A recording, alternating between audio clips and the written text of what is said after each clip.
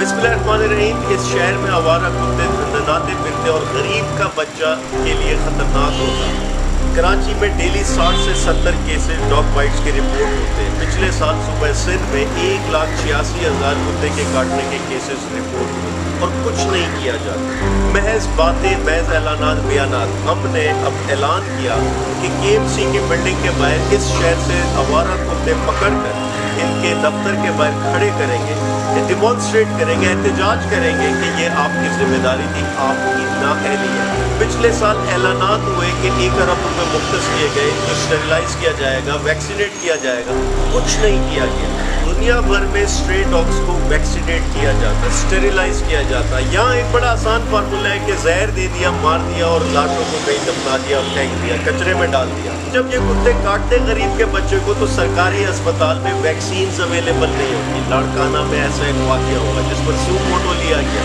आज भी हाल वही के वही है।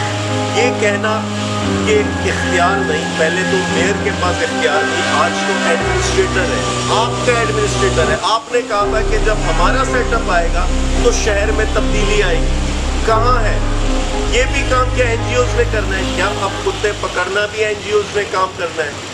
सफाई से आपने हाथ उठाया, सीवरेज से आपने हाथ उठाया, पानी से आपने हाथ उठाया। अब जो स्ट्रे डॉग्स, आवारा कुत्तों का मामला है, इसमें तो अपने इदारे को एक्टिवेट करें।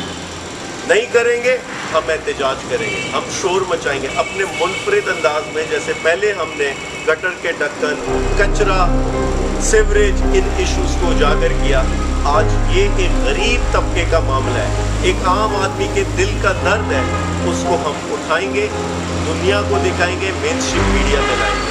हमने आज तक जो कहा है करके दिखाया।